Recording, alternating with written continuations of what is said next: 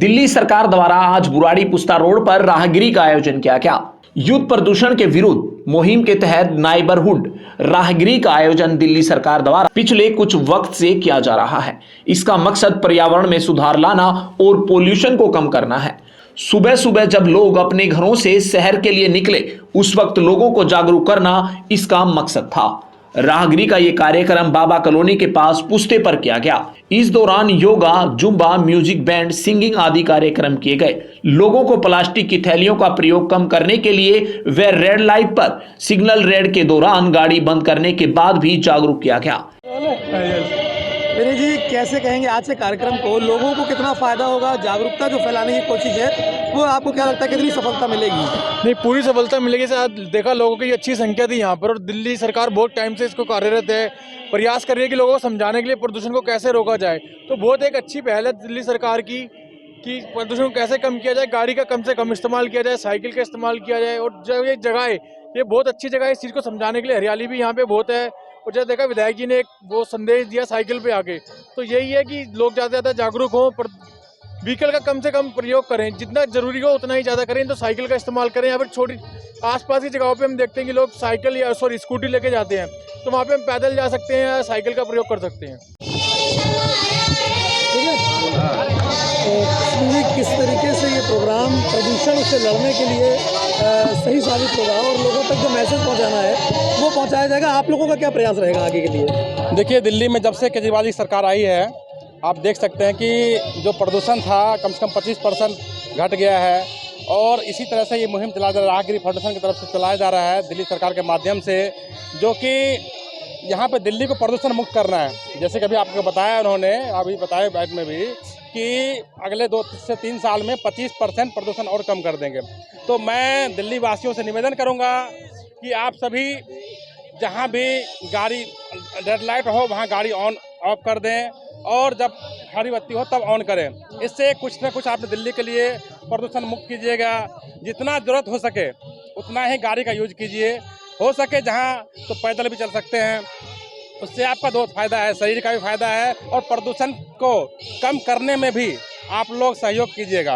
प्रदूषण के विरुद्ध उसमें पब्लिक को जोड़ने का जो इनिशिएटिव शुरू किया है, इसमें कितना सफल साबित हो रहे हैं? अलग अलग जगहों पर दिल्ली की हो रही है, और दिल्ली एक कहा जाए गढ़ बन चुका है प्रदूषण का। कितना सफलता, क्या टारगेट लेके चल रहे हैं? देखिए, प्रदूषण जो है पूरे उत्तर भारत का प्रॉब्लम है, दिल्ली नहीं। विश्व का अगर हम देखें, जो 21 सबसे प्रदूषित शहर हैं विश्व के, उसमें से करीब 18 यूपी में हैं। तो दिल्ली, नोएडा, गाज़ियाबाद सब प्रदूषण में हैं। तो जब तक जनता को, सरकारों को हमें मिल के काम करना पड़ेगा, क्योंकि जो हवा होती है उसकी कोई बाउंड्री नहीं होती। जो अगर नोएडा में, गाज़ियाबाद में कुछ हो रहा है तो उसका असर दिल्ली पे भी पड़ेगा। और अगर सारे लोग, हम सब मिल जाएं और हम खुद भी अपनी ज़िंदगी में स्टेप्स लें, और सरकार को भी मजबूर होना पड़ेगा, सारी सरकारों को मिल के काम करना पड़ेगा। पिछले साल जो हमारी ग्रीन दिल्ली ऐप है, उस पर 30,000 कंप्लेंट आई थी और सारी की सारी सॉल्व हो गई। ये 30,000 कंप्लेंट सारी प्रदूषण से ही जुड़ी हुई थी। तो अगर और ज़्यादा से ज़्यादा लोग, क्योंकि सरकार हर जगह नहीं जा सकती, आप रह रहे हैं, आपको पता है आपके घर के पास किस वजह से प्रदूषण हो रहा है, तो आपको ही ये जिम्मेदारी लेनी पड़ेगी कि आप सरकार को बोलें, आओ यहाँ पे और इस प्रॉब्लम को सॉल्व करो।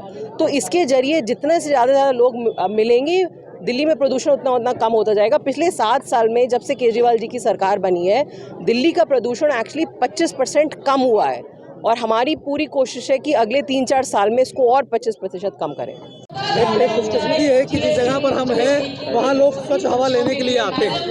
आगे के कार्यक्रम क्या रहेंगे, और ये जो कार्यक्रम है ये कितना ज़्यादा सही साबित होगा? यह मुहिम आज विधानसभा लेवल पे हुई है, हम इसको वार्ड वाइज भी करेंगे।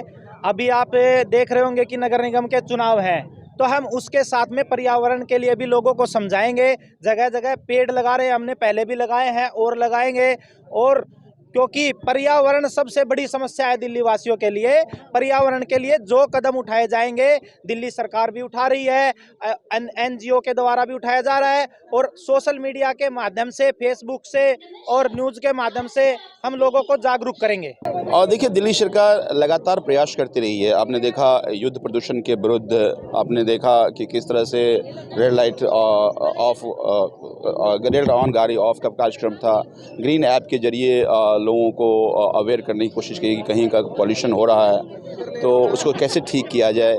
तो सरकार तो प्रयास कर रही है, लेकिन मुझे लगता है अगर कम्युनिटी की जब तक पार्टिसिपेशन नहीं होगी तब तक ये लड़ाई ठीक से नहीं लड़ी जाएगी, ठीक से प्रदूषण के विरुद्ध युद्ध लड़ा नहीं जाएगा। तो ये कम्युनिटी को एक साथ लाने का प्रयास दिल्ली सरकार के जरिए हमारी डीडीसी और राहगिरी फाउंडेशन का आयोजन कर रही है। आज डीडीसी की हमारी मेंबर रीना जी भी हमारे बीच में हैं और सभी राहगिरी फाउंडेशन के मेंबर हमारे बीच में हैं। तो मैं उनका भी आभार व्यक्त करता हूं और सभी हमारे बुराड़ी के क्षेत्रवासियों का। बहुत सारे यूथ में देख रहा हूं यहाँ पर आकर के इससे जुड़ रहे हैं। मुझे उम्मीद है कि इस तरह का कम्युनिटी ओरिएंटेड प्रोग्राम्स प्रदूषण के खिलाफ अवेयरनेस होती रहेगी ताकि सरकार के प्रयास के साथ साथ जनता भी उससे जुड़े ताकि इस लड़ाई को ठीक से लड़ा जाए। इस मौके पर बुराड़ी विधानसभा से विधायक संजीव झा और साथ में दिल्ली सरकार द्वारा गठित की गई इस कमेटी की पदाधिकारी भी मौजूद रहे। स्कूली बच्चों ने भी अपना कार्यक्रम इस मौके पर प्रस्तुत किया। ब्यूरो रिपोर्ट, दिल्ली समाचार।